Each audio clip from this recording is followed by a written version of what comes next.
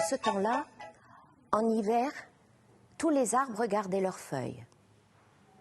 En ce temps-là, les oiseaux, durant l'automne, partaient tous vers le sud. Mais cette année-là, un petit oiseau, un oiseau aussi léger qu'une plume, avait été oublié. Oh, il était tout seul dans cette forêt. Tout seul, ce petit oiseau, avec ses petites plumes rouges sur la tête, son petit cou jaune, les ailes, la queue, le dos tout noir, tout frêle.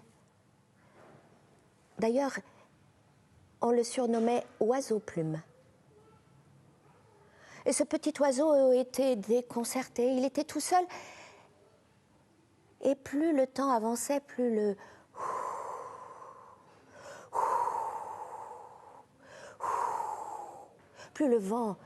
vent soufflait.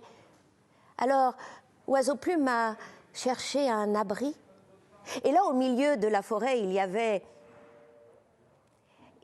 le chêne, le roi de tous ces arbres massif, monumental, qui étendait à l'infini ses branches, chargées de feuilles, chargées de glands. Et le petit oiseau plume s'est installé, s'est blotti là, contre l'écorce de l'arbre, le tronc et cette branche un peu plus basse. Hé, petit oiseau, que fais-tu sur mes branches ? Tu vas pas rester là. Pour quelques mois, j'ai la chance que tous les autres oiseaux soient partis. Tu vas pas à ton tour garnir mes branches et mon tronc de votre fiente. Va-t'en, petit oiseau.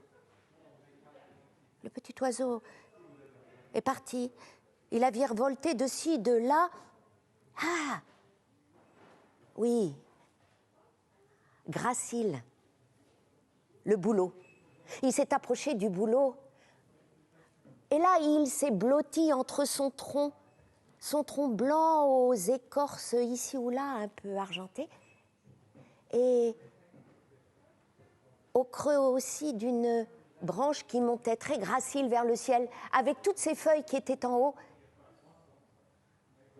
Hé, petit oiseau, oiseau-plume là, tu te prends pour qui ? Tu vas pas t'installer ? Tu vas pas, comme tous les autres oiseaux, garnir mon tronc et mes belles branches de votre fiente. Allez, va-t'en, petit oiseau, va-t'en. Et c'est ainsi que Oiseau-Plume a fait le tour des arbres de la forêt.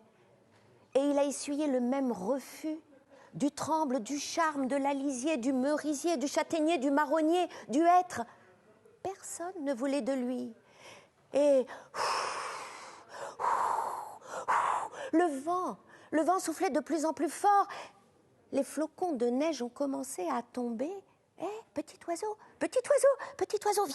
viens t'abriter là. Viens te poser. Viens te poser. Regarde, sous la 3e branche, la mésange a laissé son nid. Viens. Et c'est ainsi que Oiseau-Plume s'est faufilé entre les branches du grand sapin.